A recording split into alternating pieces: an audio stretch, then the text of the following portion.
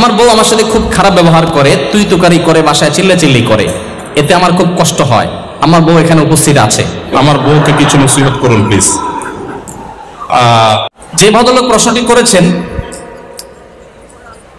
আমার মনে হয় যে আজকে বউকে তিনি ফুসলে ফাসলে আনছেন এই উদ্দেশ্যে,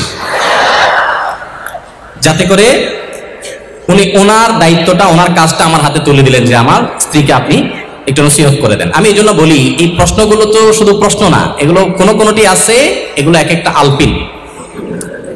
অর্থাৎ আপনার কাউকে একটা খোঁচা দেওয়া দরকার, আপনি দিতে পারতেছেন না, আলপিনটা আমার হাতে দিয়ে বলেন আপনি একটু দেন, ব্যাপারটা সেরকম হয়ে গেছে।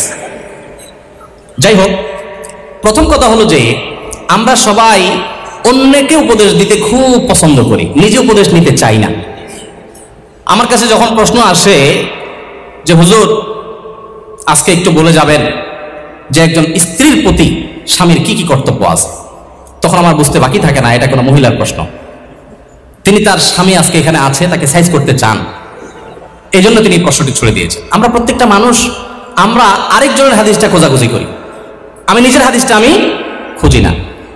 আজকে যদি একজন মানুষ বলতেন যে একজন আদর্শ স্বামীর কি কি গুণ থাকা উচিত, আমি একজন পুরুষ মানুষ, আমার এটা জানা দরকার, আমি আমার স্ত্রীর কোনো হক নষ্ট করছি না তো, এটা হতো সবচাইতে অ্যাপ্রিসিয়েট করার মতো প্রশ্ন।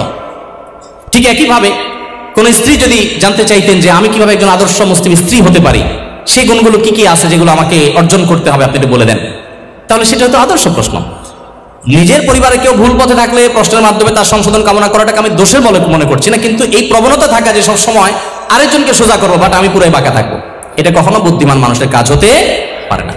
তো যাই হোক, কোন নারী, কোন স্ত্রী তার স্বামীকে যদি তুই তোকারি সত্যিই করেন, এটা খুবই জঘন্য এবং অত্যন্ত ভয়াবহ একটা ব্যাপার, অত্যন্ত ভয়াবহ একটা ব্যাপার।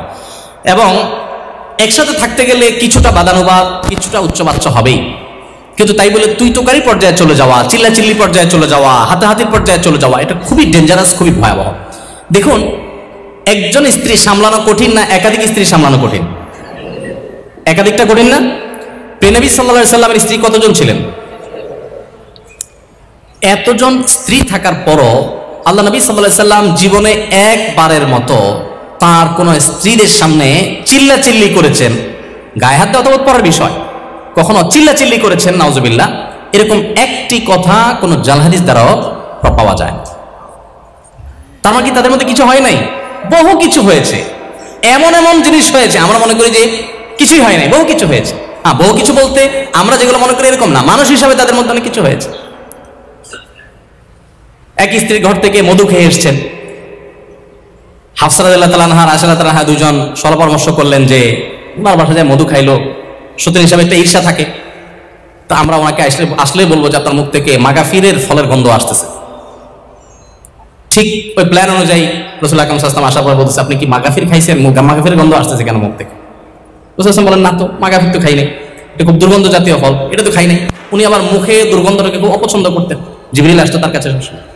তো এবার ওনারা আবার আইডিয়া দিচ্ছেন যে আপনি মধু খাইছেন, মাগাফির খান নাই, হতে পারে পাখিয়ে ওই মাগাফির খেয়ে এসে মধুতে মুখ দিছে। দেখেন কত সুন্দর পরিকল্পনা। তো নবী সাল্লাল্লাহু আলাইহি সাল্লাম দেখলেন যে স্ত্রীরা নাখোশ হয়ে গেছে, বলেন যে ঠিক আছে, তাহলে আজ থেকে আমি আর মধু কোনোদিনই খাবো না। আল্লাহ তাআলা অবশ্য পরে আয়াত নাজিল করে সব ফাঁস করে দিয়েছেন, এগুলো আমরা জানলাম কিভাবে? আল্লাহ তাআলা আয়াত নাজিল করে দিয়েছেন, বলে না, স্ত্রীকে খুশি করার জন্য আপনি একটা হালাল জিনিস জীবনেও খাবেন না, এই শপথ কেন করতে যাবেন? আল্লাহ তাআলা নবী সাল্লাল্লাহু আলাইহি সাল্লামকে নসিহা করেছেন। তাহলে দাম্পত্য জীবন নবী সাল্লাল্লাহু আলাইহি সাল্লামের স্ত্রীদের এরকম বিষয় ছিল, কিন্তু নবী সাল্লাল্লাহু আলাইহি সাল্লাম কখনো রাগ করেন নাই। তো একইভাবে আমাদের স্বামীদের উচিত স্ত্রীদের সাথে সুন্দর আচরণ করা, স্ত্রীদের উচিত স্বামীদের সাথে সুন্দর আচরণ করা। ভালো করে শুনে রাখেন, অনেক মহিলা আছে লম্বা লম্বা তসবিহ পড়েন, ঘন্টা ঘন্টা কোরআন তেলাওয়াত করেন, ওয়াজ একটার পর একটা ভিডিও শুনতে থাকেন, এমনকি রান্না করেন তখনও ভিডিও চালাই দিয়ে তারপরে শুনেন, মাগার স্বামীর সাথে দুর্ব্যবহার করেন, স্বামীর কথা শুনেন না। আছে না নাই? এখানে যদি পুরুষ বেশি, অতএব পুরুষের ঠিকের পরিমাণ বেশি হবে, এটাই স্বাভাবিক। কিন্তু শুনেন, আমি একটা কথা প্রায় বলি, আমাদের বোনদের জন্য তিতা করলার মতো আমল হলো স্বামীর আনুগত্য করা, স্বামীকে শ্রদ্ধা করা। তিতা করলা খেতে কষ্ট হলেও, করলার রস চিবায় খেতে কষ্ট হলেও অনেক দুরারোগ্য ব্যাধির উপশম হয়। ঠিক একইভাবে আপনি যদি জান্নাত পেতে চান, আপনার স্বামীর অনেক কিছু অপছন্দনীয় হলেও যতক্ষণ পর্যন্ত সে আপনাকে কোরআন হাদিস বিরোধী কিছু করতে না বলবে, ততক্ষণ পর্যন্ত তাকে মেনে চলা, শ্রদ্ধা করা, এটা আপনার কর্তব্যের অংশ। স্বামী তো পরের কথা, যে কোনো বয়সে বড় মানুষকেই তো শ্রদ্ধা করতে হয়, না হলে তো নবী সাল্লাল্লাহু আলাইহি ওয়াসাল্লামের উম্মতই থাকতে পারে না সে। আমি এরকম বহু মহিলার কথা জানি যে শুধু বোরকা পরেন না, হাত মোজা পামোজা মেনটেন করেন, তাহাজ্জুদও পড়েন, জিকির আজকার করেন, তেলাওয়াত করেন, ওয়াজ শুধু শুনেন না, ওয়াজ মানুষকে করেনও, মাগার ওনার স্বামীর প্রতি তিনি দায়িত্বশীল স্ত্রী না। কখনো এই মা নারী আল্লাহর কাছে প্রিয় বান্দী হতে পারবে না। ইসলাম যে সুন্দর একটা পরিবার ব্যবস্থাপনা আমাদের দিয়েছে, এটার মূল মন্ত্রটা এখানে যে স্বামীকে তার স্ত্রীর প্রতি সর্বোচ্চ সদ্ব্যবহার করার নির্দেশ করা হয়েছে, আবার স্ত্রীকে স্বামীর প্রতি রেসপেক্ট করতে বলা হয়েছে। সবাই যার যার জায়গায় সর্বোচ্চ ভালো হওয়ার চেষ্টা করে। অতএব স্বামী স্ত্রী উভয়ের প্রতি দায়িত্বশীল হওয়া উচিত। বিশেষ করে মা বোনরা তথাকথিত নারীবাদীদের উস্কানিতে আপনারা অনেকেই বিপদগামী হন, ভ্রান্ত হয়ে যান, বিভ্রান্তিতে পড়ে যান। মনে রাখবেন, দুনিয়াও বরবাদ হবে, আখিরাতও বরবাদ হয়ে যাবে। আল্লাহকে সন্তুষ্ট করবার জন্য নিজের কাছে ভালো না লাগলেও দাঁত খিচে সবর করে হলেও নিজের স্বামীকে শ্রদ্ধা করতে শিখুন। আপনাকে ওরা উস্কানি দিবে, আর রেখে দাও, ছেড়ে দাও ওকে, কারোর পায়ের উপরে কারোর উপরে তোমাকে নির্ভর হয়ে থাকতে হবে নাকি? ওরা উস্কানি দিয়ে আপনাকে বের করে দিবে।